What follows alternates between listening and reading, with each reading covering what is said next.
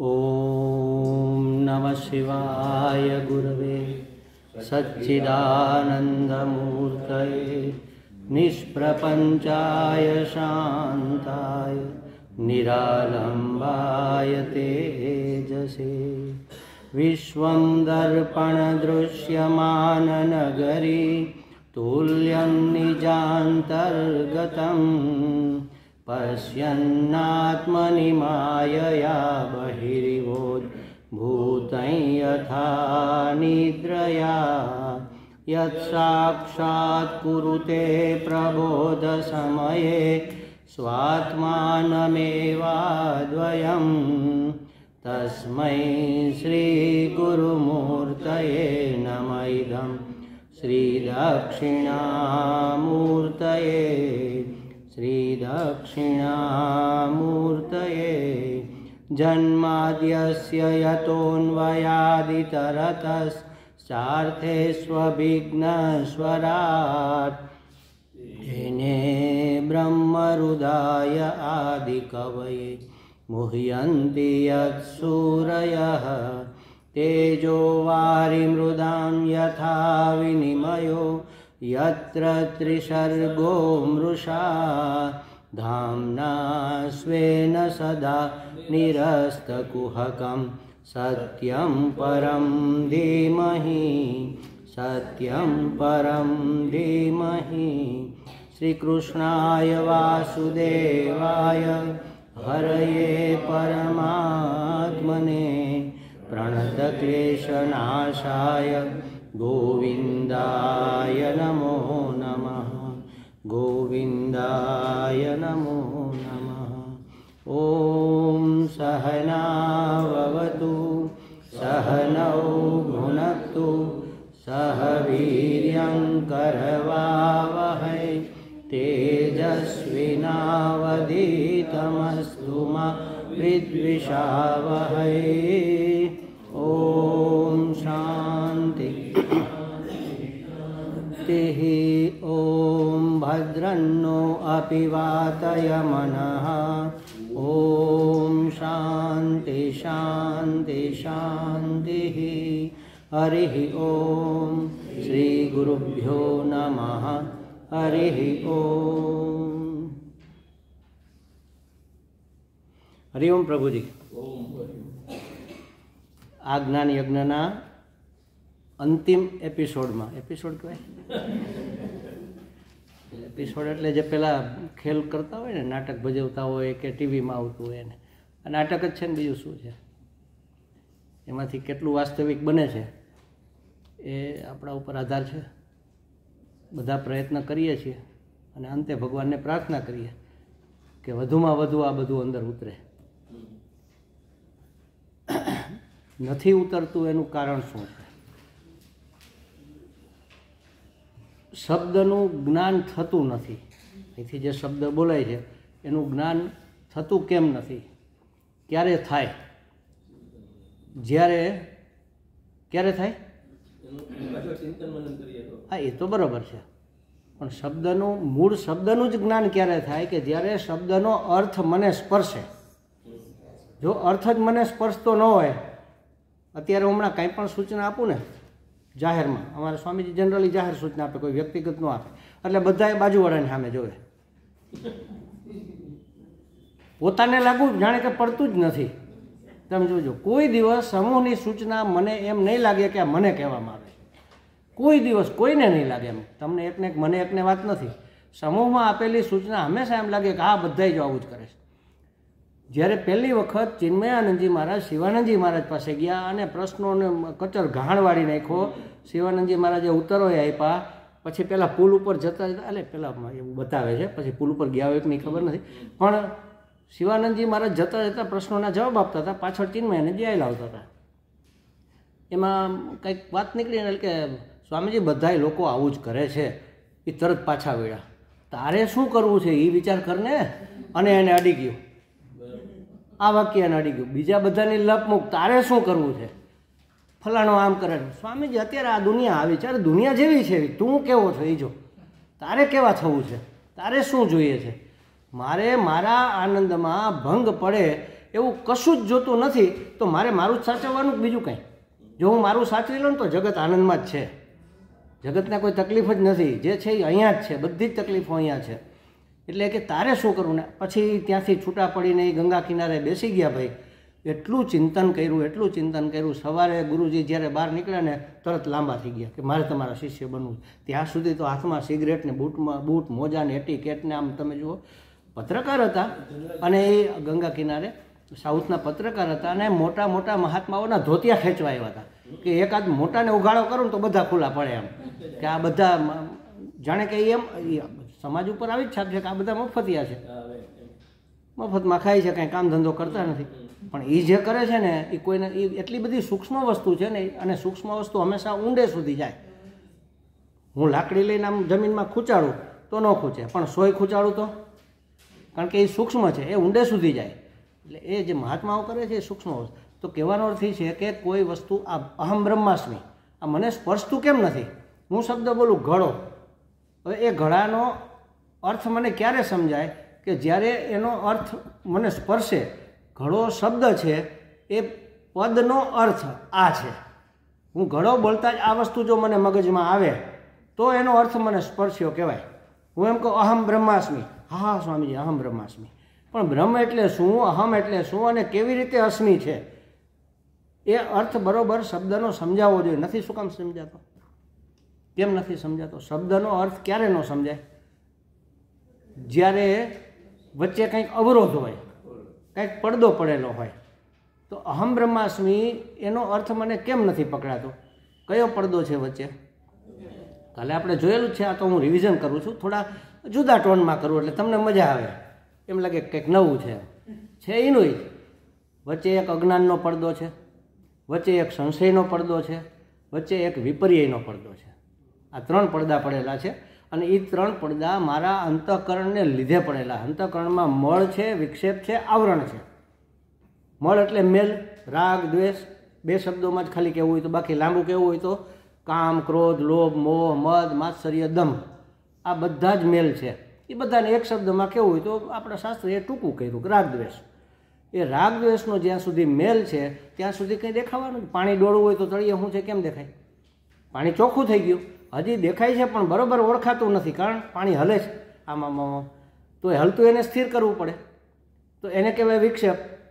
મળ એટલે મેલું પાણી, હલતું પાણી એટલે વિક્ષેપ, અને માથે જો કપડું ઢાંકેલું હોય તો ચોખ્ખું પાણી હોય તો ન દેખાય.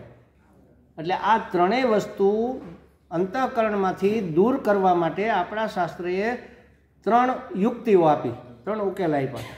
શ્રવણ, મનન, નિધિધ્યાસન.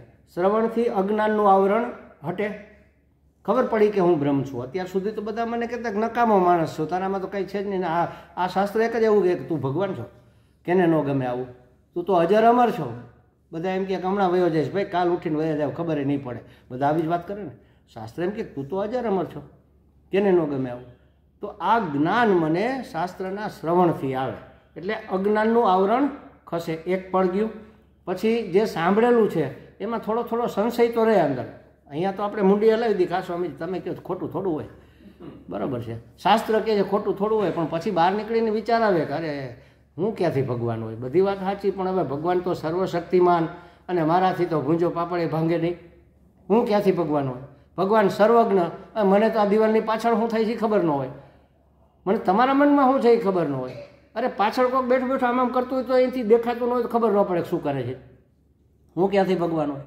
ભગવાન સર્વશક્તિમાન, મારાથી પાપડે ન ભાંગે. ભગવાન સર્વજ્ઞ, મને કાંઈ ખબર ન પડે. ભગવાન સર્વવ્યાપી, અને હું તો અહીંયા જ છું એટલે મારા નીચે ઓલા કુટિયામાં નથી, અહીંયા છું એટલે રાજકોટ નથી, અહીંયા છું એટલે ત્યાં જ નથી, આટલો મર્યાદિત છું. ભગવાન તો સર્વવ્યાપ્ત, હું ક્યાંથી ભગવાન હોય?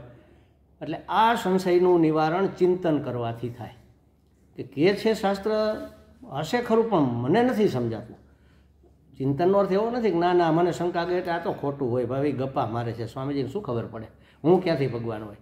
એમ નહીં, પોઝિટિવ થિંકિંગ કરવાનું. પોઝિટિવ આપણે સાદી ભાષામાં કહીએ છીએ, પણ ખરેખર તો શાસ્ત્રને અનુકૂળ તર્ક આવું કહે છે. શાસ્ત્રને અનુકૂળ તર્ક કરવાનો કે મને ભગવાન કીધું તો હું ભગવાન હઈશ, પણ કેવી રીતે એ મારે જાણવું છે.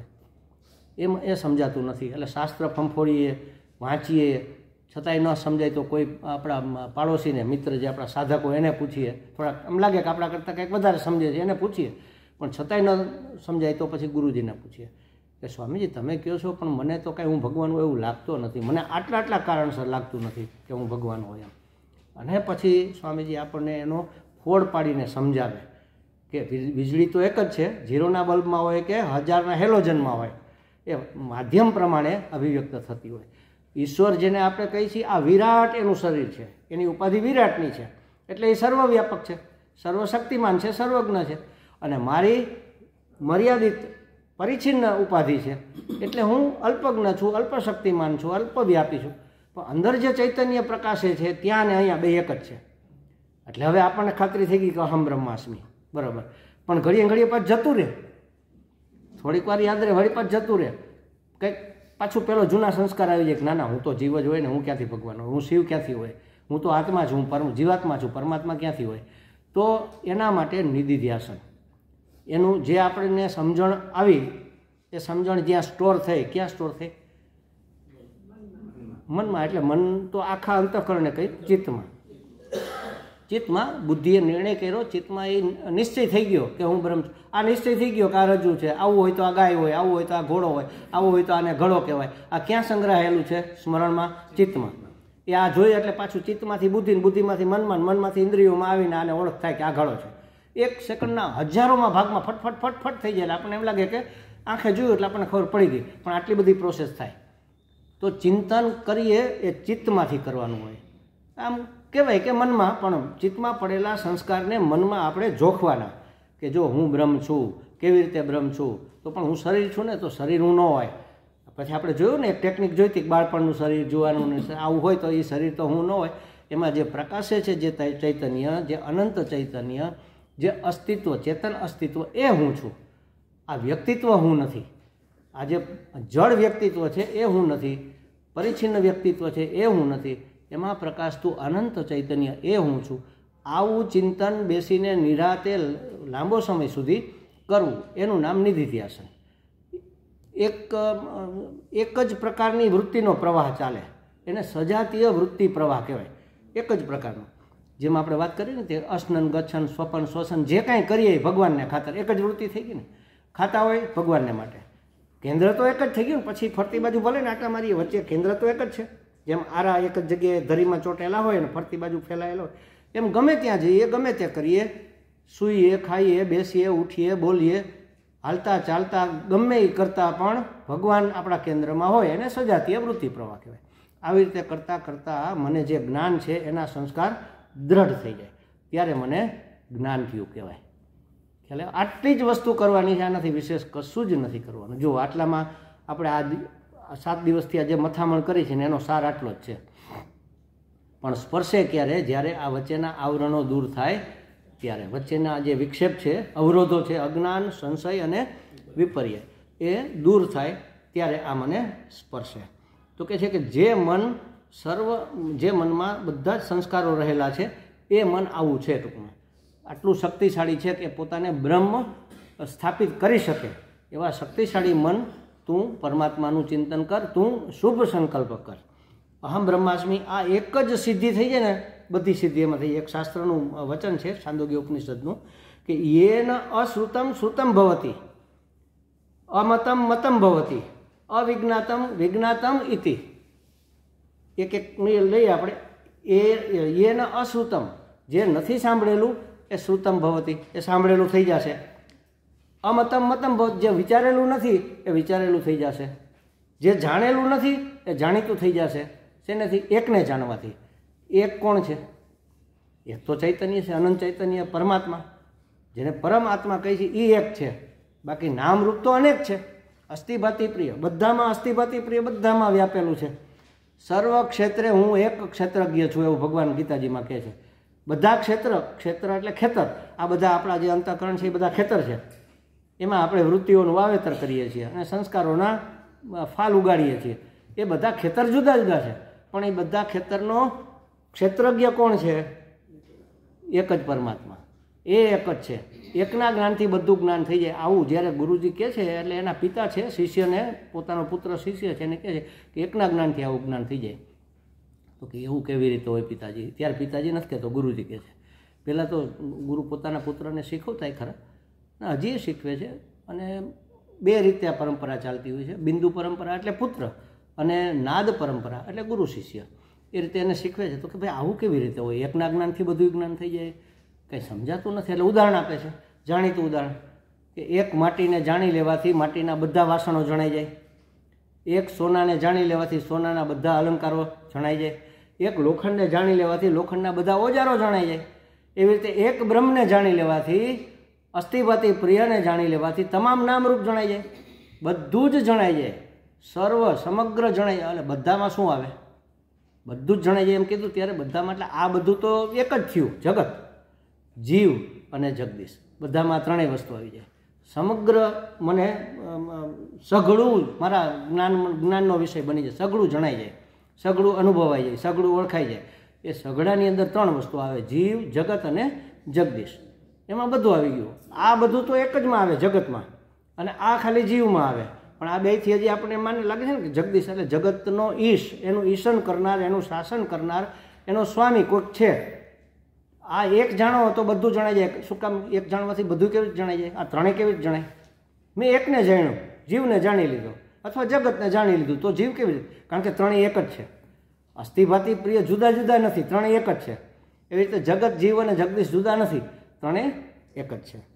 એટલે કહે છે કે એવા હે મારા મન, તું શિવ સંકલ્પ કર, શુભ સંકલ્પ કર, સત્ય સંકલ્પ કર. કંઈક સારું સારું વિચાર ને નઠારું વિચારવું જ છે તો નકામું શું કામે? કચરો શું કામ ભેગો કરે છે? હીરા ભેગા કર. તારી સામે બે વસ્તુ છે, તારે શું ભેગી કરવી તારા હાથની વાત છે. એક રાજાને એના 3 બાળકો હતા ને, એને કીધું, એને વિચાર કર્યો કે હવે આને મારે કોઈને વારસદાર બનાવવો છે. કયા રાજકુમારને બનાવે? એની આવડત જાણવી પડે. એટલે એને કીધું કે ભાઈ ચાલો હું તમને થોડાક આમ થોડાક, એ વખતે મુઠ્ઠીમાં આમ ભરાતા ને પેલા સિક્કાઓ, આ એક મુઠ્ઠી એક સિક્કા તમને આપું છું. આ રૂમ મને આખો ભરી દો, અને 3 દિવસની મુદત.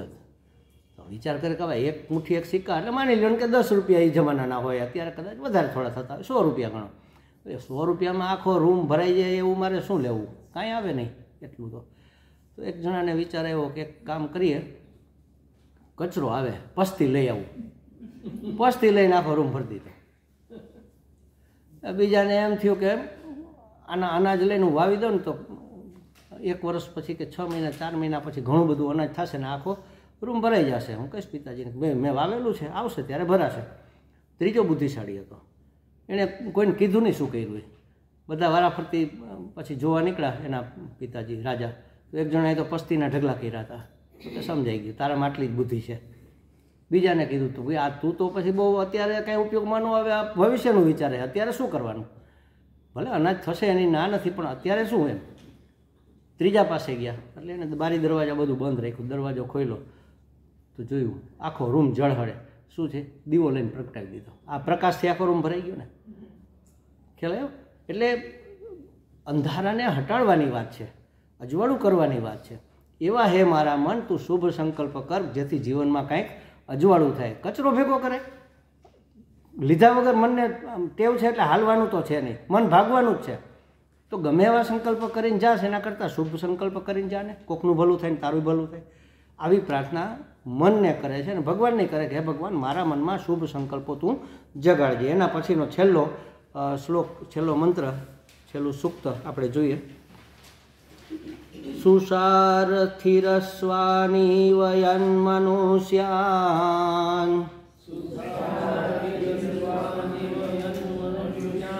ને નિયતે બિશુભીર્વૈજિન ઇવ. હા હા, વાહ છે. અચ્છા હા, મેં આમ હાથથી લખ્યું ને એટલે જરા. હા ને નિયતે બિશુભીર્વાજિન ઇવ.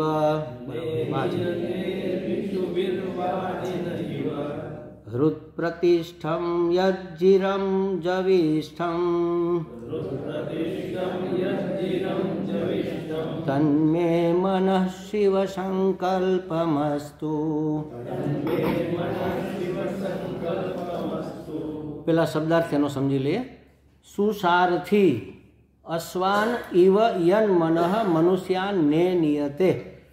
એટલે કે કુશળ સારથી. શું સારથી? એટલે કુશળ સારથી. જે રથ ચલાવતો હોય ને એમાં કુશળ હોય એવો સારથી જેવી રીતે ચાબુક ઇત્યાદિ વડે ઘોડાઓનું સંચાલન કરે છે. અને ઈવ અભિશુભિ પ્રગ્રહૈ વાજિનઃ ઈવ અશ્વાન નિવયમતી, જેવી રીતે લગામ વડે ચાબુક વડે શું કરે છે? ચાબુક વડે સંચાલન કરે છે અને લગામ વડે એનું નિયંત્રણ કરે છે. એટલે સંચાલન અને નિયંત્રણ, એને સંયમન અને નિયમન એવું કહી શકાય. એને સંયમમાં રાખે છે અને નિયમન કરે છે, એનું નિયમ પ્રમાણે ચલાવે છે. જેવી રીતે લગામ વડે વેગવાન ઘોડાઓને નિયંત્રણમાં રાખે છે તેવી રીતે જે જરા અને વેગવાન છે, જરા રહિત અને વેગવાન છે, એના માટે અજીરમ જવિષ્ઠમ એવા શબ્દો છે. અજીરમ એટલે જરા રહિત અને જવિષ્ઠમ એટલે અત્યંત વેગવાન. એવું જે મન છે એ મનુષ્યના જીવનના રથનું સંચાલન અને નિયમન કરે છે. ઋત પ્રતિષ્ઠિતમ, એ ક્યાં છે? એની પ્રતિષ્ઠા હૃદયમાં છે. હૃદયમાં પ્રતિષ્ઠિત રહેલું મન જેવી રીતે કોઈ સારો સારથી ઘોડાઓને લગામ અને ચાબુકથી નિયમન સંયમનમાં રાખે છે, એવી રીતે અત્યંત ગતિવાન અને અત્યંત બલિષ્ઠ મારું મન પણ મારા જીવન રથનું સંચાલન કરે છે. એટલે કહેવાય ને, મન એવ મનુષ્યાણામ, જેવો મન એવા મનુષ્ય હોય. એમ મન દુષ્ટ હોય તો મનુષ્ય દુષ્ટ હોય, મન સજ્જન હોય તો મનુષ્ય સજ્જન હોય, મન ઈમાનદાર હોય તો મનુષ્ય ઈમાનદાર હોય. જેવું મને એવો મનુષ્ય. એટલે એવું પાછું કેવું છે? બલિષ્ઠ છે, બળવાન છે અને અત્યંત ગતિવાન છે. મનની ગતિ તો એને તો કોઈ પહોંચે જ નહીં, એટલી એની ગતિ છે. ઘડીકમાં અહીંયા હોય તો ઘડીકમાં ક્યાંયનું ક્યાંય પહોંચી ગયું હોય. આવું મન મારા જીવનનું સંચાલન કરે છે. પણ એ મનની અંદર જો શુભ સંકલ્પો હોય તો ઠેકાણે પહોંચાડે, અશુભ સંકલ્પો હોય તો ખાડામાં નાખે. મન રથ લઈને જતા હોય ને ઘોડા જો કાબુમાં ન હોય, ઇન્દ્રિયોને પહેલાંમાં કીધું છે કઠોપનિષદમાં, ઇન્દ્રિયો ઘોડા છે, મન લગામ છે, બુદ્ધિ સારથી છે. પણ ઘોડા કાબુમાં ન હોય તો ખાડામાં નાખે. એટલે બુદ્ધિએ બરાબર મનની લગામ ખેંચીને રાખવી પડે ઘોડાઓને બરાબર, અને ચાબુકથી એને જરા સરખા કરતા રહેવા પડે, તો તમને ઠેકાણે પહોંચાડે. નહીં તો ઠેકાણે પહોંચાય નહીં. બરાબર એ આખી બાટલી ઢીંચીને બેઠો હોય ડ્રાઈવર, આપણને અહીંથી પછી ઠેકાણે પહોંચાડે? એ ક્યાંક ભટકાડે, કાં ઊંધી નાખે, એ મરે ને આપણને મારે. એટલે મન આવું છે. અત્યારે તો એ વિષયોના નશામાં જ છે, ફૂલ નશામાં છે. એનો નશો ઉતારવો પડે. પહેલાં તો બે ચાર એને બૂથમાં દેવી પડે તો દેવાની, ધખીને વઢીને તુલસીદાસ જેવું કરતા. મન જ્યારે આળું હોય ને ત્યારે બરાબર એનો વારો કાઢે કે નાલાયક, કે દિવસનું તને સમજાવું છું, હજી સમજો નહીં. કંઈક જેને ઠોકર ખાધી હોય ને ત્યારે જરા પેલું આળું થઈ ગયું હોય, ઠોકર ખાધી હોય ને ત્યારે જરા ઢીલું પડ્યું હોય, ત્યારે ધખવાનું. કેટલા વખત ત્યાં તને સમજાવું છું, સમજતું જ નથી, લેતું જા. શું કાઢી લીધું? આના આ ધંધા કરવા છે હજી, હવે તો સુધરે એમ, હવે તો બહુ ગઈ કમ રહી, એવું આપણે કહીએ ને ઘણી વખત. હવે તો જિંદગી થોડી જ રહી છે, હજી આપણે નહીં સુધરે, એટલે કે આપણું મન નહીં સુધરે તો ક્યાંથી જીવનમાં પાર પડાશે એમ. એટલે એની વાત અહીંયા કરે છે. તો કે આપણે જો બધા સુખને માટે મનને સહજ આકર્ષણ છે, એ તો આપણે પહેલાં જોઈએ, પહેલાં જ ક્લાસમાં. મનને વિષયોમાં, ઇન્દ્રિયોને લઈને, ઇન્દ્રિયો ઉપર સવાર થઈને મન વિષયોમાં શું કામ જાય છે? ઠેક ઠેકાણે ભાટકે છે શું કામે? પેલા અવરું ઢોરની જેમ એક એક ડેલીએ જઈને ખખડાવે ને બધાનું એઠું ને આન તેને બધું ખાઈ આવે.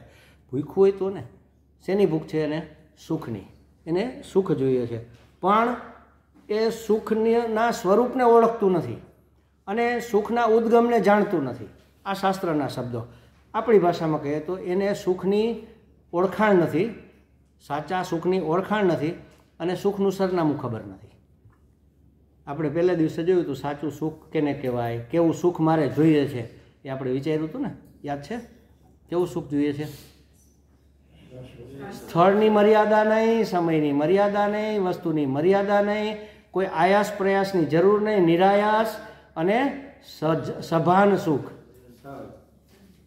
આટલી વિશેષતાવાળું સુખ મારે જોઈએ છે. હવે આવું સુખ ક્યાં મળે? તો એનું સરનામું મને ખબર નથી. રાજકોટમાં એક વખત વિરાણી સ્કૂલમાં મેં સુખનું સરનામું એના ઉપર એક પ્રવચનમાં આપેલું.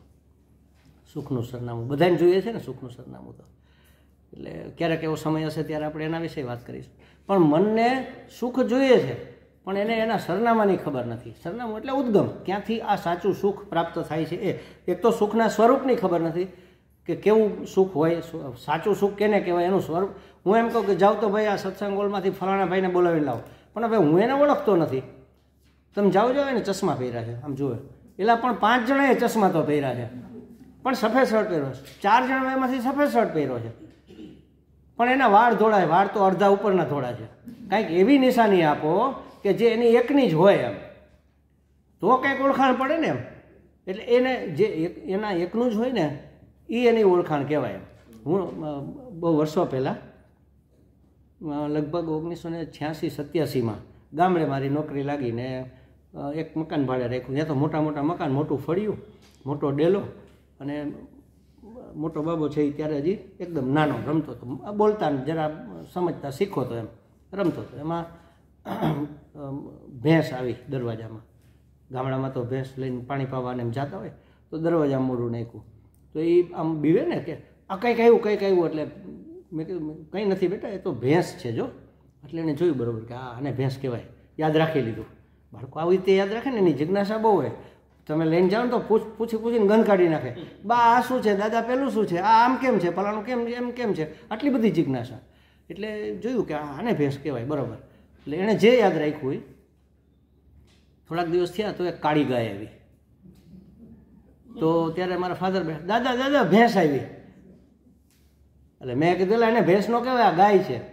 એટલે એણે જોયું કે ઓલી કાળી હતી, આ કાળી છે, ઓને સિંગ હતા, આને સિંગ છે, ઓને આવું જ મોઢું હતું પશુનું હોય એવું, આને એવું જ મોઢું. તો કે આ ગાય શું કામ છે? હવે હું હલવાનો, આને ગાય શું કામ મારે ઓનાથી આને હું જુદી પાડીને કહેવી. એટલે મેં કીધું એક કામ કર, હું અત્યારે કામમાં છું, તને હું કાલ પરમદી કહીશ. બાળકો ભૂલે નહીં. 2 દી પછી પાછો મને કે ઓલી ગાય શું કામ કહેવાય? ત્યાં સુધીમાં મેં વિચારી રાખ્યું કે એને અહીંયા ગોદડી હોય ગાયને, અહીંયા જે પેલી લટકતી હોય ને ઝાલર અહીંયા ચામડાની, એ ભેંસને ન હોય. ભેંસને આમ આપણા જેવું લાહું ગળું હોય, અને ગાયને પેલી ગોદડી લટકતી હોય. એટલે મેં પછી ગાય આવીને મેં એને હાથ અડાડીને જો આ શું છે, આ ગોદડી કહેવાય ગાયની, આપણી દેશી ભાષામાં. આમ એને જે કહેવાતું હોય કંઈક સંસ્કૃતનું એનું સરસ નામ છે, બહુ સરસ નામ છે, મને યાદ છે, અહીંયા છે પણ અહીંયા નથી આવતું. એટલે મેં કીધું આને ગોદડી કહેવાય ને, ગોદડી ગાયને જ હોય, ભેંસને ન હોય. એટલે એ એનું પરફેક્ટ લક્ષણ થયું એમ, ખ્યાલ આવ્યો? એ બીજા કોઈને ન હોય, એ એનું એકનું જ હોય, એને લક્ષણ કહેવાય, એના રૂપનું લક્ષણ થયું એમ. તો સુખનું સ્વરૂપ કેવું છે એ ખબર નથી ને આપણને. તો ખબર હોવી જોઈએ ને કે ભાઈ ગોદડી હોય એને સુખ કહેવાય એમ. બાકીના ન હોય, ઘોડાને ન હોય, ગધેડાને ન હોય, ભેંસને ન હોય, કોઈને કૂતરાને ન હોય, કોઈને ન હોય, ગાયને જ ગોદડી હોય, બીજા કોઈ ન હોય. કોંડ કંઈ તો કોંડ તો હજી ખૂટિયા નહીં હોય, ઉપર જે પેલી નીકળી હોય ને એ તો ખૂટિયાને હોય, બળદને હોય, બધાને હોય. આ એક જ વસ્તુ એવી છે કે જે માત્ર ગાયને હોય, એને બીજાથી જુદું પાડી શકે. તો હવે સુખનું સ્વરૂપ ખબર નથી, સુખનું સરનામું ખબર નથી, એટલે અને સુખનું આકર્ષણ છે, એટલે જ્યાં ને ત્યાં એ ભટકે છે. સુખને પ્રાપ્ત કરવા માટે એ હવે જ્યારે મને માની લો કે લાડુ ખાવા મળે એટલે મને એમ થાય કે હા મજા આવી ગઈ, લાડુ ખાવાથી મજા આવી ગઈ. એટલે મને લાગે કે લાડુમાં સુખ છે. મારા સુખનું નિમિત્ત લાડુ બનતો હોય એટલે મને લાગે કે લાડુમાં સુખ છે. ખરેખર લાડુ છે એમાં આનંદ હોય તો બધાને બધો સમય આનંદ આવવો જોઈએ. બધાને કેમ મને જ બધો સમય ન આવતો હોય, ભલે ને ભાવતો હોય તો પણ ખાઈ લીધા પછી એક ખાઓ, મહારાજ બીજો ખાઓ, મહારાજ એમ નો હાલે, હવે મારા હાથનો ત્રીજો ખાઓ, મહારાજ હાથ જોડી જાય બસ હો હવે આ બધું પાછું નીકળશે. સુખ હતું એ દુઃખ દેવા માંડ્યું. જો એમાં સુખ જ હતું તો સુખ જ આપવું જોઈએ ને. જેમ કે ખાંડ ગળી હોય ને અડધી રાતે ખાઈ તો ગળી લાગે કે નહીં? વહેલી સવારે ખાય તો ગળી લાગે, રસોડામાં ખાય તો ગળી લાગે, બાથરૂમમાં એમાંય ગળી લાગે, હું ખાઉં તો ગળી લાગે, તમે ખાવ તો ગળી લાગે, બાળકો ખાય તો ગળી લાગે, ગઈઢા ખાય તો ગળી લાગે, કારણ કે એનો સ્વભાવ છે. એવી રીતે સુખ જો લાડુનો સ્વભાવ હોત તો બધાને બધો સમય એ સુખ જ આપવું જોઈએ, અને સર્વ અવસ્થાઓમાં, સર્વ સ્થળે અને સર્વ લોકોને એ સુખ આપવો જોઈએ લાડુ. પણ લાડુ મને સુખ આપતો નથી. એ મારા પોતાના સ્વરૂપ સુખનો ઉત્પાદક નથી, ઉદ્ઘાટક છે. ઉદ્ઘાટન કરીએ ને ત્યાં કોઈ માનો કેમ કે હાલો સ્વામીજી આ અમારે આ દુકાનનું ઉદ્ઘાટન કરવું, તો સ્વામીજી દુકાન થોડી બનાવી દીધી, એને બનાવવાની ન હોય, દુકાન છે જ, ખાલી એને ઓપનિંગ કરવાનું છે. ઉદ્ઘાટન એટલે રિબિન કાપવાની કે દરવાજો ખોલવાનો અથવા દીવો પ્રગટાવવાનો જે હોય, ઉદ્ઘાટન ખાલી કરી શકાય કે હવેથી આ દુકાન ચાલુ એમ. તો એવી રીતે લાડુ એ મારા સુખનું ઉદ્ઘાટન કરે છે. એનો ઉદ્ઘાટક છે, એનો ઉત્પાદક નથી. સુખ ઉત્પન્ન નથી કરતો. સુખ તો મારું સ્વરૂપ છે, પણ સુખ અને મારા મનની વચ્ચે જે અવરોધ હતો, વિક્ષેપ ઈચ્છાનો, એ દૂર કર્યો કે હા હા લાડુ આવે તો મજા આવી જાય, લાડુ આવે તો મજા આવી જાય. અને આવ્યા તો મજા આવી ગઈ, પણ ઓલી ઈચ્છા શાંત થઈ ને એટલે મજા દેખાણી. જો લાડુમાં મજા હોત તો બધો સમયે બધાને એક સરખી જ મજા આવવી જોઈએ. બસમાં જતા પહેલાં તો આપણે એસટીની બસમાં જતા ને, એ બસે ખખડ ભપડ જેવી હોય, બારી હોય પણ કાચનો હોય ને, સીટ હોય પણ અંદર પેલા કાઢી લીધું હોય, અંદર નીકળી ગયું હોય, પંચ નીકળી ગયું હોય ને એવી હોય. હવે એમાં કોઈ બાજુમાં કોઈ દાદા આવી ગયા હોય બરાબર, અરે મહેનત કરતા હોય એવા, અને ટેક આવે 30 નંબર, આપણી શું દશા થાય બાજુમાં? દાદા ભાઈ સાહેબ બંધ કરો નહીં તો મને ઉલટી થાય. હવે એને એ ન પીવે તો મજા ન આવતી હોય, અને આપણને એ પીવે તો મજા નથી આવતી. હવે જો બીડીમાં મજા હોય તો બધાને આવવી જોઈએ ને? નથી આવતી ને. કોઈ પણ વસ્તુ તમે લઈ લો, કોઈ એવી વસ્તુ નથી કે જેમાં બધાને મજા આવે, અને જેમાંથી આવતી હોય એ મજા પાછી ટકતી નથી. માનો કે લાડુમાંથી મજા આવી, ચાલો અત્યારે મજા આવી, ઈચ્છા હતી, ભૂખ હતી અને સમયે ખાવા મળ્યું તો મજા આવી, પણ એ પાછી ટકતી નથી ને. કેટલી વાર? થોડીક વાર પછી તો લાડુની મજા વહી ગઈ, પાછી બીજે ટાણે પાછી ભૂખ લાગે. બીજે ટાણે ક્યાં? કલાક પછી જો એ લાડુ પચે નહીં ને એમને પડ્યો રહી અંદર, તો અહક થવા મને થાય ને, પીડા થાય. એ પચીને હું રૂપ થઈ જવો જોઈએ. એ લાડુ જો હું ન બની જાય તો મુશ્કેલી. હવે જો એમાં સુખ હોય તો સુખ તો ખરેખર મારું સ્વરૂપ છે, એનું એ ઉદ્ઘાટન માત્ર. પણ આ નિમિત્તથી મળેલા સુખને હું ટેવાઈ જાઉં છું કે ભાઈ જે નિમિત્તથી મળે છે એને હું એનું ઉત્પાદક માની લઉં છું, એટલે મને વિષયોમાં સુખ હોય એવું લાગે છે. આ મારી કામનાઓને હિસાબે જે સુખ ઢંકાયેલું હતું ને, એમાં લાડુ નિમિત્ત બને છે. એ કામનાઓને શાંત કરી અને મારા સુખનું ઉદ્ઘાટન કરવામાં નિમિત્ત બને છે, એટલે હું ભૂલ ખાઈ જાઉં છું. નિમિત્ત બને ને, આપણે હંમેશા નિમિત્તને જ બટકા ભરતા હોય ને. માની લો કે કોઈ મને આડું આવે મારી કામના પૂરી કરવામાં, આ જો ન આવ્યો ને તો મારું કામ થઈ જાય. આણે જ મારું બધું બગાડ્યું. એ તો નિમિત્ત છે, બગડવાનું હતું એટલે બગડ્યું છે. હા હો તમે હતા મારું આ કામ થઈ ગયું. ભલે આપણે એનો આભાર માનીએ, બરાબર છે, એને પ્રેરણા મળે બીજાને સહાય કરવાની, પણ એ તો નિમિત્ત છે. બાકી તો થવાનું હતું એ જ થયું. એટલે વ્યવહાર સત્તાની વાત છે. એટલે કહેવાનો અર્થ એ છે કે નિમિત્તને હંમેશા આપણે સ્વીકારતા હોઈએ. નિમિત્ત દોષી છે કે નિમિત્ત ઉપકારી છે, એવું માનવાની આપણને ટેવ પડી ગઈ છે, આદત પડી ગઈ છે. એટલે એ ખસેડવામાં લાડુ નિમિત્ત બને છે, અને એટલે એ મારા સ્વરૂપના આનંદનો ઉદ્ઘાટક છે, ઉત્પાદક નથી. પણ સમજણના અભાવે, સમજણ એટલે સમજાઈ તો ગયું, અત્યારે સમજાઈ ગયું ને. વિવેક, અહીંયા સમજણનો અર્થ થાય વિવેક. એ સમજણ અંદર ઉતરી જાય ત્યારે વિવેક કહેવાય. દરેક વખતે આપણને આ વિવેક થઈ જાય કે ના, આમાંથી સુખ આવે છે પણ સુખ આમાં છે નહીં, આ સુખનું ઉદ્ઘાટક છે, ઉત્પાદક નથી. પછી ખાવાની, પીવાની, જોવાની, સાંભળવાની, સ્પર્શવાની કોઈ પણ વસ્તુ હોય. આ વસ્તુ અમારા એક શિષ્યએ લઈ દીધા છે, અને મને ફોન કર્યો કે ગુરુજી હું ફોટા 2 કલરના મોકલું છું. એનો કેમેરો સારો હતો મોબાઈલનો, એટલે ઓરિજિનલ કલર આવે એવું. મેં કીધું થોડો ઘણો કદાચ ફેરફાર હોય. મને કે આમાંથી કયો કલર લઉં? મેં પણ બેટા મારે જરૂર જ નથી. ના, એ કે મારે આપવું છે, તમે મને આમાંથી કલર ખાલી એ કયો, નહીં તો હું મને ગમે એ લઈ લઉં. એટલે મેં કીધું ક્વોલિટીમાં તું જોઈ લે. મને કે ક્વોલિટી એટલી સરસ, આમ એટલું સુહાળું છે ને, મને તો અડતાવે જ ગમી ગયું. એટલે તમે તમને ફોન કર્યો કે જલ્દી તમે કયો હું આ લઈ લો એમ. આ વાસ્તવમાં એકદમ કોમળ છે, એકદમ સુહાળું. આમ એટલું બધું કપડું લીઝી બીજી કહેવાય ને, આ લીઝી બીજી. હા, એટલે એકદમ સ્મૂધ હોય. એટલે સ્પર્શ તો ગમે ને, કે એને અડતાવે જ ગમી ગયું એમ. એટલે કોઈ સ્પર્શ હોય, કોઈ સ્વાદ હોય, કોઈ ગંધ હોય, સુગંધ હોય, કોઈ સરસ મજાનું મધુર સંગીતે માની લો કદાચ ન ગણતું, પણ કોઈક મારા વિશે 2 સારા શબ્દો કહે તો કેવું મીઠું લાગે કે હા સ્વામીજીને તો શું વાત થાય. તો આપણને તો આમ જાણે શેર લોહી ચડી જાય.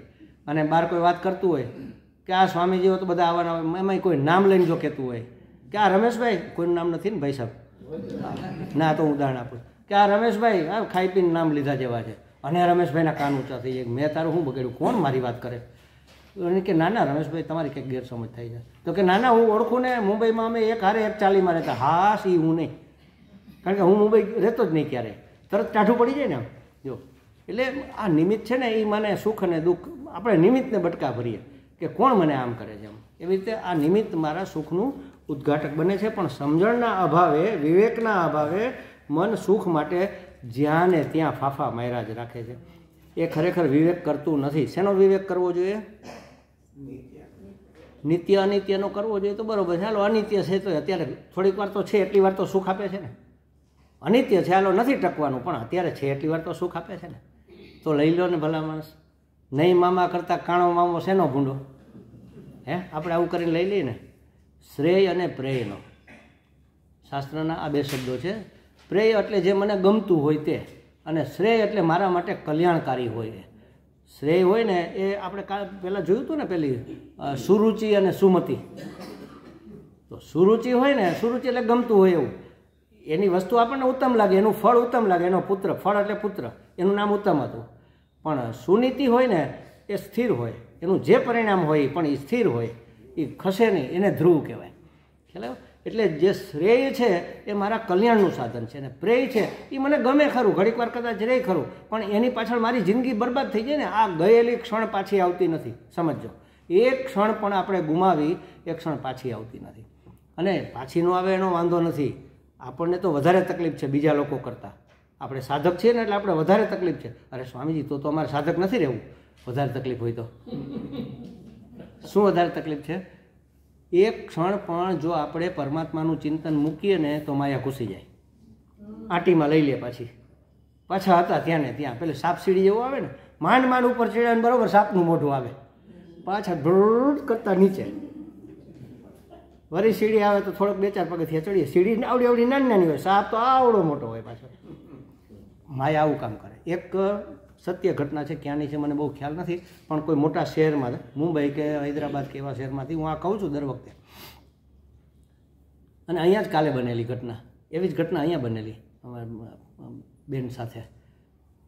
પંડ્યા ને શું નામ બેન તમારું? રંજનબેન સાથે.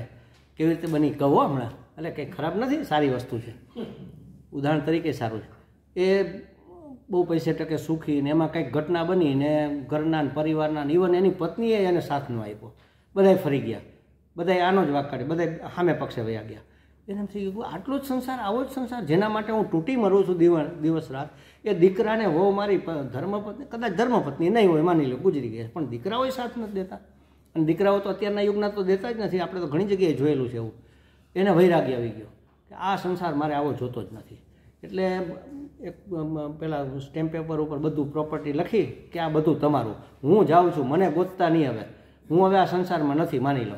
એક થેલો લીધો, એક અંદર ચાદર નાખી, એકાદી ડાયરી પેન કે પુસ્તક જે કંઈ નાખવું હતું નાખ્યું, એક જોડી કપડાં લીધા ને નીકળી ગયા. આપણે ગુજરાતમાંથી ભાગે તો ગિરનાર જાય, પણ બીજે ગમે ત્યાંથી ભાગે તો ક્યાં જાય? હરિદ્વાર. એટલે ગયા હરિદ્વાર. હરિદ્વાર પહોંચ્યા તો જોયું કે અહીં ધમાલ તો છે જ, અહીં કંઈ શાંતિ તો છે નહીં. હાલો આગળ, નદીના કિનારે કિનારે, ગંગાના કિનારે કિનારે હાલતા હાલતા ઋષિકેશ પહોંચ્યા. અહીંયા કંઈક ઠીક છે, ત્યારે તો ઘણું સારું હતું, હવે તો ઋષિકેશમાંય ધમાલ થઈ ગઈ. પણ મારે તો એકાંતમાં રહેવું છે, એટલે ગામ પૂરું થાય ને પછી થોડાક આગળ જઈને કે અહીંયા ક્યાંક હું મારો આશરો ગોતું એમ.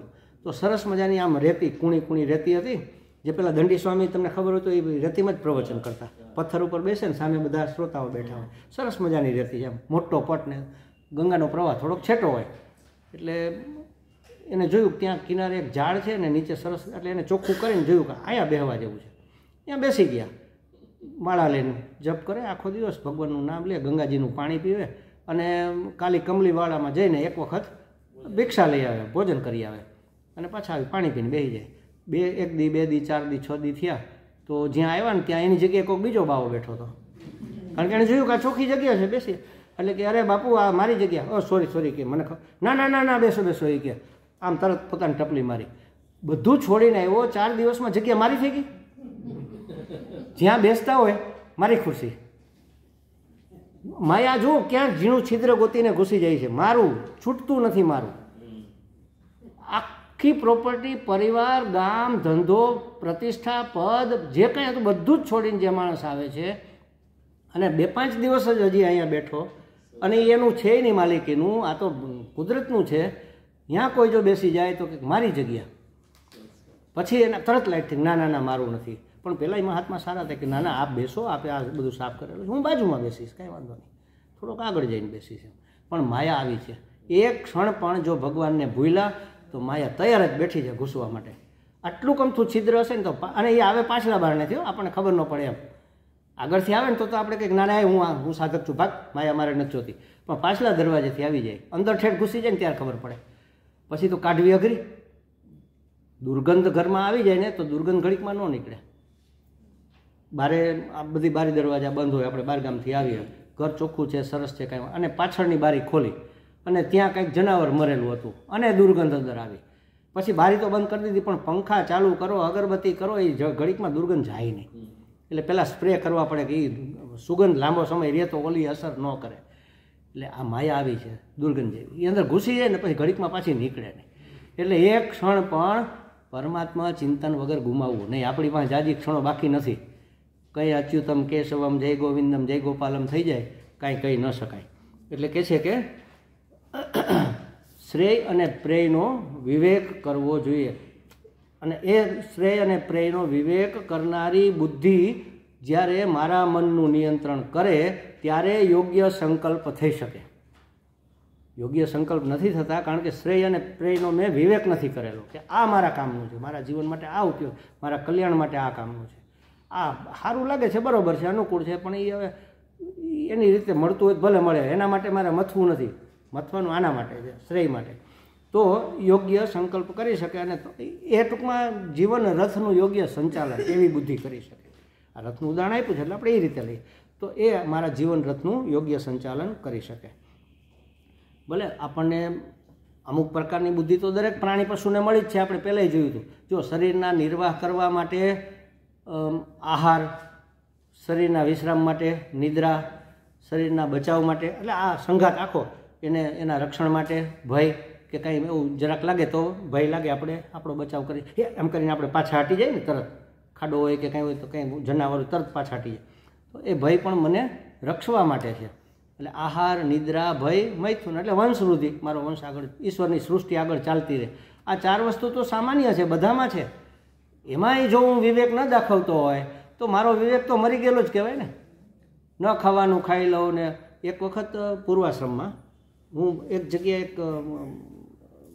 ચાવડા કે એવું કંઈક દુકાનનું નામ હતું, ત્યાં હું ચપ્પલ બૂટ લેવા જતો 12 મહિને એક વખત દિવાળી પર નવરાત્રિ ઉપર જઈએ તો ઘરના બધા બાળકોના અને બધાના લઈ આવીએ. એમ દિવાળીએ ખરીદ કરતા હોય ને મોટે ભાગે. એટલે અને એની દુકાનની સામે એ વખતે રાજકોટમાં ખુલ્લી ગટરો હતી, આમ આખો ઢાળ છે અને મોટી ગટર આમ, એના ઉપર એક ત્યાં એક રેકડીવાળો ઊભો રહે, એટલે નાની આવી, અને પેલી વેજીટેબલ સેન્ડવિચ કાચે બાફેલા બટેટા ને ટમેટા ને કાકડી નાખીને કાચી આપે ને, એ સોસ બોસ આપે ને એવું બધું. એટલે મારી સાથે વર્ષાબેન હતા કે ભૂખ લાગી છે તો આપણે આ સેન્ડવિચ ખાઈ. મેં કીધું હા ખાઈ. અમે ગયા કે ભાઈ 2 સેન્ડવિચ આપી દો. થોડીક વાર થઈને તો મારું ધ્યાન ગયું કે આની નીચેથી તો ઓલી ગટર આવેલી જાય. અને એ જેવું મારું ધ્યાન ગયું ને એવી અહીંયાથી માખી ઉડીને આવી અને ઓલી સેન્ડવિચ ઉપર છી કરી ગઈ. અને જેની હતી એને આપીને ઓલા તો મોજ છે, હા મસ્ત સેન્ડવિચ બનાવ્યો બાપુ તમે. અમે પછી ન ખાધી અને તે દિવસથી નક્કી કર્યું કે આવું ખાવું જ નહીં કોઈ દી. પછી તો અમારું ગ્રુપ, અમારા સર્કલ જ અમારું એવું હતું. એક વખત અમે ગોવિંદભાઈ એસ્ટ્રોન ટોકીજના માલિક છે ને એમને મળવા આમસ્તા હું મારા મિત્ર બાબુભાઈ ગયા. તો બાબુભાઈ મારે ત્યાં આવ્યા અને હું બરાબર સિંગદાણા ખાતો હતો.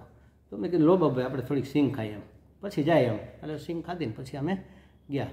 એટલે ગોવિંદ બાપા કે, ગોવિંદભાઈ એટલે મોટી સ્કૂલના માલિક છે, એસ્ટ્રોન ટોકીજના માલિક હતા, અને એને ગાંધીજી જ બધા ગાંધીવાદી, સાવ સફેદ કપડાં પહેરે, બહુ નિયમ પ્રમાણે ચાલવાવાળા. એ કે કંઈક ખાવું છે, ત્યાં બાલાજીની સેન્ડવિચની શરૂઆત ત્યાં થયેલી એસ્ટ્રોન ટોકીજમાં. એ કે તો અને કહીએ બાલાજીવાળાને કે આપણને એક તાજી સેન્ડવિચ બનાવી દે, ખાવી છે? કીધું ના ના અમે હમણાં સિંગ ખાઈને આવ્યા. લે તમે રસ્તામાં સિંગ ખાવા ઊભા રહ્યો એમ? કીધું રસ્તામાં નહીં, ઘેરેથી ખાઈને આવ્યા. રસ્તામાં ખાવા ઊભું રહેવું એ નામોશીવાળી વાત છે એમ, એ ક્રેડિટેબલ વસ્તુ નથી એમ. એ સમયે આ ઘટના બનેલી સેન્ડવિચની, એ સમયેથી બહારનું ખાવાનું બંધ થઈ ગયું હતું. વર્ષો પહેલાંની, બહુ વર્ષો પહેલાંની વાત. આ લગભગ 87, 88, 89ની વાત હશે કદાચ, એ વખતની. એટલે વિવેક નથી ને કે શેમાં મારું શ્રેય છે. પ્રિય તો છે, સરસ મીઠી તો લાગે, પણ પછી એમાં એ હું છે એ તો જોવું જોઈએ કે નહીં એમ.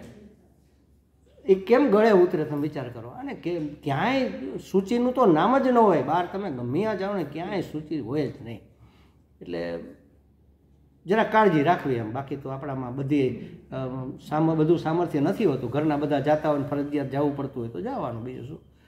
ભગવાનનું નામ લઈને ખાવાનું. પહેલાં મને એવું હતું સ્વામીજી, મેં સંન્યાસ લીધો ને એમ થયું સાત્વિક ભોજન કરવું જોઈએ. પછી મને વિચાર એવું, આપણું તો બરાબર છે કે પહેલાંના જમાનામાં તો બધા ભિક્ષા માગીને ઘેરે ઘેરેથી ખાતા. કોણ એને સાત્વિક ભોજન આપતું હોય છે? એ તો ઘરમાં જે બન્યું એ જ આપે ને. એમ ખાટું ખોરું તીખું તુરું કડવું જે હોય એ આપે. તેમાં ક્યાં સાત્વિકતા રહે? અને એમાં એ ઘરવાળી અરે ભાઈ ઝઘડતા હોય ને રસોઈ બનાવી હોય તેમાં ક્યાંથી સત્વ હોય?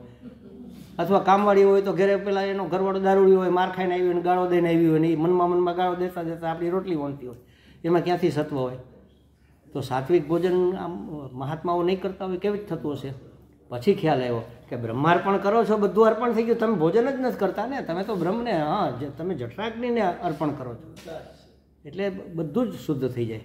એટલા માટે આ બધું ભગવાનનું નામ લેવાનું મહાત્મ્ય એ છે કે આમાં કાંઈ અશુદ્ધિ હોય તો એ અશુદ્ધિ મને અસર ન કરે. પેટમાં જાશે ખરી એ નીકળી જશે, અને શુદ્ધિ જે હશે એ મને ઉપયોગી થશે. આ બધી જાતના વિવેક આપણે દાખવવા પડે. એને શ્રેય અને પ્રેયનો વિવેક કહેવામાં આવે છે. તો આ 4 વિવેક તો ભગવાને બધાને આપ્યા છે, પણ મારું કલ્યાણ કેમાં છે એ વિવેક માત્ર મનુષ્ય પાસે છે. બીજા બધા ઇનબિલ્ટ ભગવાને આપેલું જ છે. જો ગાય ભેંસ કૂતરા બિલાડા હંમેશા કોઈ પણ ખાવાની વસ્તુ છે ને એ સૂંઘે, અને ન ખાવાની વસ્તુની ગંધ પારખી જાય કે આ મારે નથી ખાવાનું. તમે હાથ હોનાનું કરીને આપો તોય ન ખાય, અને સૂંઘીને એમ લાગે કે આ ખાદ્ય છે તો જ ખાય. માણસને તો કાંઈ ખાદ્ય અખાદ્ય જેવું રહ્યું જ નથી ને. જે આવે એ ઓહિયાને જેવું તેવું બનાવીને એમ બાળીને કહું છું ને કચર ઘાણ વાળી નાખે. એટલે મને એક ભાઈ પાડોશી એક વખત દઈ ગયા, મને કે લો સ્વામીજી આ કારેલાની કાચરી. કાચરી એટલે હું? એટલે બાળી નાખેલી ટૂંકમાં, હાવ તળીને આમ કાળી મેશ કરી નાખેલી એમ. એ તો તામસિક વસ્તુ ખરેખર કહેવાય એમ. સ્વામીજી તો પાપડનો બહુ આગ્રહ ન રાખે હોય કે એ સાત્વિક નથી કે રાજસિક કંઈ નથી, પાપડ તો તામસિક જ કહેવાય. કારણ કે કુડકુડ બોલે બળી જ ગયું હોય, એમાં કાંઈ સત્વ નામે તો કાંઈ હોય જ નહીં એમ. બધાય નહીં, પણ જે બળી ગયેલ હોય એની વાત છે. એટલે આપણે આમાં વિવેક જીવનમાં દરેક જગ્યાએ દાખવવો પડે. તો કહે છે કે આપણું પરમ ગંતવ્ય જે છે એની પ્રાપ્તિ મને ક્યાં થશે? અહીંયા કીધું વૃત્ત પ્રતિષ્ઠમ, મારા હૃદયમાં એની પ્રાપ્તિ થશે, હૃદયમાં એની પ્રતિષ્ઠા છે, હૃદયમાં એની સ્થિતિ છે, અને હૃદયમાં જ ઉપલબ્ધિ થશે. પાણી તો આ જમીનમાં પૃથ્વીમાં બધે છે, પણ પ્રાપ્ત ક્યાં થાય? જ્યાં કૂવો હોય ત્યાં થાય. હું તમને તમારી ઘરે મળવા આવું તો કંઈ બાથરૂમમાં થોડું મળું, જ્યાં તમારી બેઠક હોય ત્યાં મળવાનું હોય ને. હું રાજા તો આવડા મોટા મહેલમાં રહેતો હોય, અત્યારે પ્રધાનમંત્રી કે રાષ્ટ્રપતિ છે તો કેવડા મોટા એના તો રાષ્ટ્રપતિ ભવન છે, તો ગમે ત્યાં ન મળે. એનો મુલાકાત ખંડ હોય, વિઝિટર્સ રૂમ, ત્યાં જ મળે. એવી રીતે પરમાત્મા તો બધે જ વ્યાપ્ત છે, મળે ક્યાં? હૃદયમાં. એ એનું મળવાનું સ્થાન છે, ત્યાં મને એની પ્રાપ્તિ થાય હૃદયમાં. એટલે એક વખત મેં સ્વામીજીને પૂછેલું કે સ્વામીજી આ 6-7 ચક્રો છે, અધિષ્ઠાન ને મણિપુર ને ઢીકડું ને પૂછડું ને આજ્ઞા ચક્ર ને માથે આ બ્રહ્મરંધ્ર, કોઈ મહાત્મા કે બ્રહ્મરંધ્રમાં સીધું ધ્યાન કરવાનું, કોઈ કે આજ્ઞા ચક્રમાં. સ્વામીજી ખરેખર આપણે ધ્યાન કરવા બેસીએ ભગવાન તો ક્યાં કરવું જોઈએ? હૃદયમાં. ઉત્તમમાં ઉત્તમ સ્થાન હોય તો એ હૃદય ધ્યાન માટેનું. હા, ત્યાં જ ધ્યાન કરવું, કારણ કે મનનું સ્થાન ત્યાં છે, અને અંગુષ્ઠ માત્ર જે પ્રકાશે છે એ હૃદયમાં પ્રકાશે છે. આખા મહેલમાં એ ગમે ત્યાં હોય, ગમે ત્યારે સૂવું હોય ત્યારે બેડરૂમમાં જાય, જમવું હોય ત્યારે ડાઇનિંગ રૂમમાં આવે, રસોડામાં જાય, નાહવું હોય ત્યારે બાથરૂમમાં જાય, પણ મુલાકાત એની ક્યાં થાય? હા, બેઠક ખંડમાં, જેને આપણે લિવિંગ રૂમ કહીએ અથવા ડ્રોઈંગ રૂમ કહીએ. તો એવી રીતે આ આપણો લિવિંગ રૂમ છે. અહીંયા આપણે જીવીએ છીએ. ખરેખર લિવિંગ એટલે જીવવાનો રૂમ. અહીંયા આપણે જીવીએ છીએ. આપણે એટલે હું એટલે આત્મા, જેને આપણે જીવ કહીએ છીએ, એ આપણને અહીંયા પ્રાપ્ત થાય, અંતરાત્મા. તો હૃદયમાં એનું સ્થાન છે, હૃદયમાં એની પ્રતિષ્ઠા છે, ને એટલા માટે આપણને એ ત્યાં જ પ્રાપ્ત થાય છે. તો આવું મારું મન કેવું છે? અજીરમ એટલે જરા રહિત, ક્યારેય એક ક્ષય નથી થતું, ને જવિષ્ઠમ અત્યંત વેગવાન. થોડીક વારમાં તો ક્યાંનું ક્યાં જઈને કંઈનું કંઈ કરી આવે, કોઈનું કલ્યાણ કરી આવે ને કોઈનું ધનોત્પન્ન તે કરી આવે. મનમાં બધું થઈ જાય. કોઈને યાર ઝઘડો થયો હોય તો 2 મિનિટમાં તો આમ આપણું મન ન એનું ધનોત્પન્ન જ કરી નાખે ને. મનમાં આપણે એનું બધું કરી નાખીએ એમ. અને કોઈ ઉપકાર કર્યો હોય તો એને કેટલા બધા આશીર્વાદ દેવાઈ જાય કે ભગવાન એનું આ ભલું કરે ને આ ભલું કરે ને, એને આમ જોઈ છે તો એ ભગવાન હે ભગવાન એને આપી દેજે, બહુ ભલા માણસ છે. એટલે ઘડીકમાં તો ક્યાંયનું ક્યાંય વયું જાય, અને કંઈનું કંઈ કરીને આવે. એટલે મનની ગતિ કેટલી! તમે એક ક્ષણમાં તો અમેરિકા પહોંચી જાય. અહીંયા બેઠા છે ને અમેરિકા, નામ લઈ ત્યાં તો અમેરિકામાં, નામ લઈ ત્યાં તો મુંબઈમાં, ખાલી નામે ન લે, ખાલી યાદ આવે અમેરિકા, ત્યાં તો પહોંચી ગયું હોય દીકરા પાસે કે જે કોઈ આપણા સગા હોય ત્યાં. કોઈ ન હોય તો અમે અમસ્તા અમેરિકા ફરવાઈ જાય, એવું કંઈ નથી, મન ફરવાઈ જાય. એટલે ઘડીકમાં ક્યાંયનું ક્યાંય પહોંચે. પણ ભાવ એનાથી નહીં ઉત્તમ છે. એક વસ્તુ એ તમને કહી દઉં, ભાવ તો ઠેઠ બ્રહ્મલોક સુધી પહોંચે. તમે જેનું ધ્યાન કરો, ભાવથી કરો, એ ભગવાનના લોકમાં આવી જાય કે નહીં, વૈકુંઠમાં પહોંચી જાય. બાકી મન તો અમેરિકાની ત્યાં સુધી જાય, ઠેઠ સુધી ન જાય. ભાવ એના કરતાંય સૂક્ષ્મ હોય એમ. એટલે ભાવપૂર્વક કરવું જે કરીએ.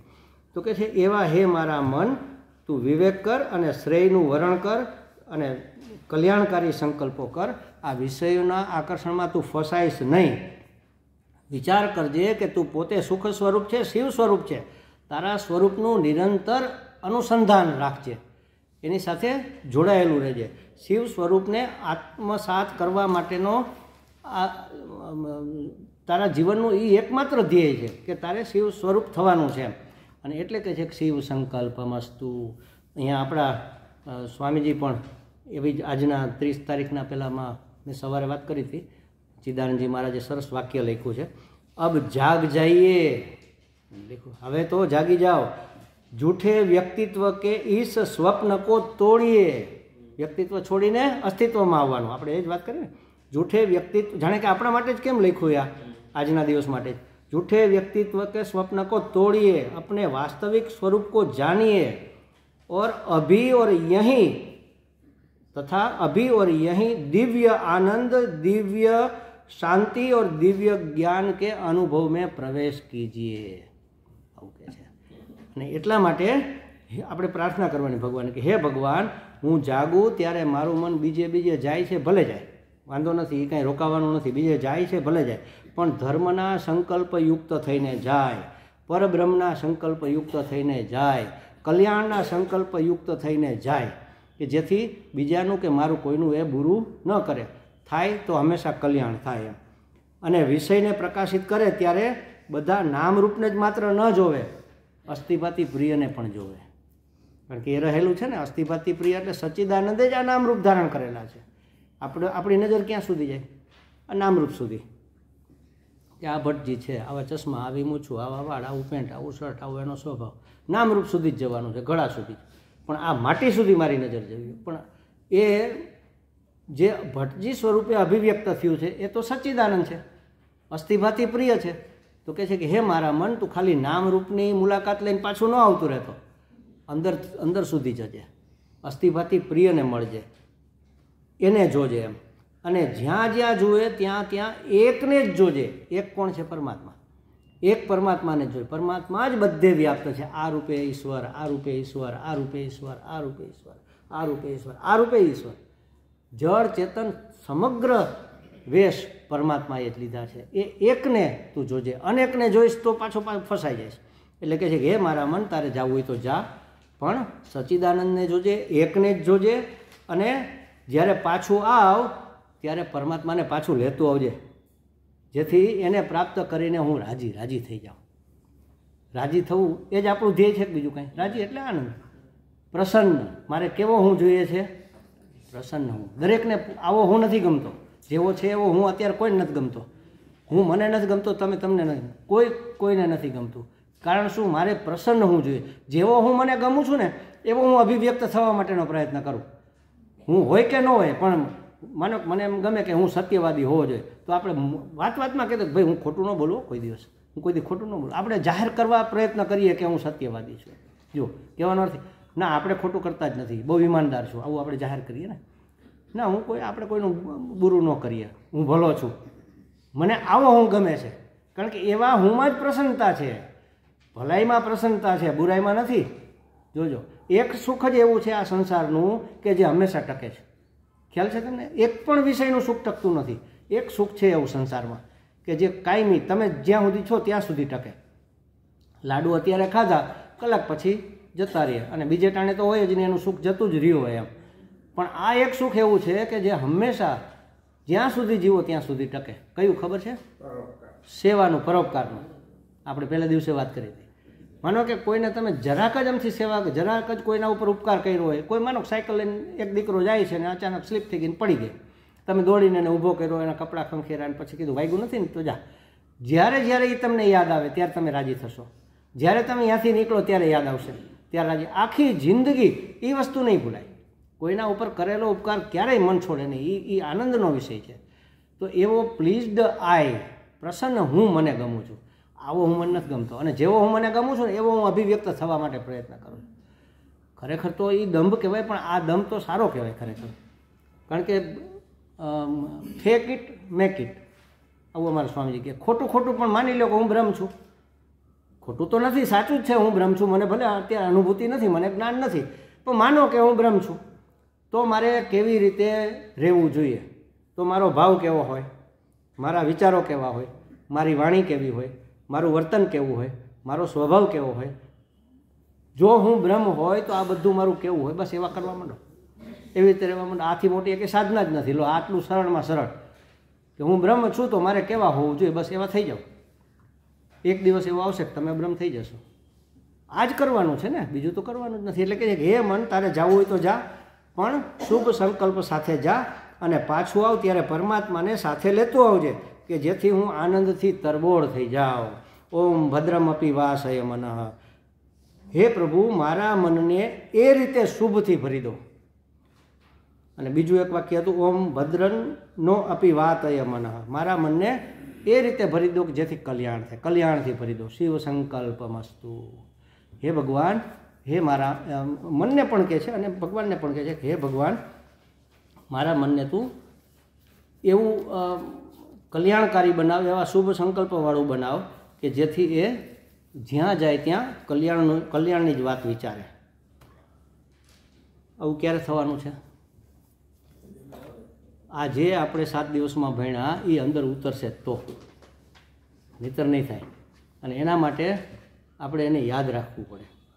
આ એક જ નહીં, કોઈ પણ મહાત્મા અહીંયા આવીને જે વાત કરતા હશે એ આપણા કલ્યાણની જ વાત હશે. એટલે આપણા સાધુઓ, સંતો, મહાત્માઓ, ગુરુજનો જે વાત કહે ને એ ભૂલવી ન જોઈએ. અને એ જે ચર્ચા કરતા હોય એ ભૂલી જાય તો શું થાય? મૂઢતા આવે. મૂઢતા એટલે અવિવેક. અને એમાંય જો જ્ઞાનની વાત ભૂલાય તો એને તો મહામૂઢતા કહેવાય. એટલે એક સરસ મજાનું ભજન છે એ ગાઈને પછી આપણે અહીંયા પૂરું કરીએ. એના શબ્દો બહુ સરસ છે અને આપણી આ વાતને લાગુ પડે એવું છે એટલા માટે. સભી સંત ગુરુજન જો સમજા રહે હે, सभी संत गुरुजन जो समझा रहे हैं, ये चर्चा भुलाना महामूढ़ता है, वो चर्चा भुलाना महामूढ़ता है। बड़े भाग्य से मानव जन्म मिला है, बड़े भाग्य से मानव जन्म मिला है, निरर्थक बिताना महामूढ़ता है, निरर्थक बिताना महामूढ़ता है। समझ लो ये परिवार कब तक रहेगा, समझ लो ये परिवार कब तक रहेगा, किसी का सुखद प्यार कब तक रहेगा, किसी का सुखद प्यार कब तक रहेगा, जो माना है अधिकार कब तक रहेगा, जो माना है अधिकार कब तक रहेगा, न ये सोच पाना महामूढ़ता है, न ये सोच पाना महामूढ़ता है।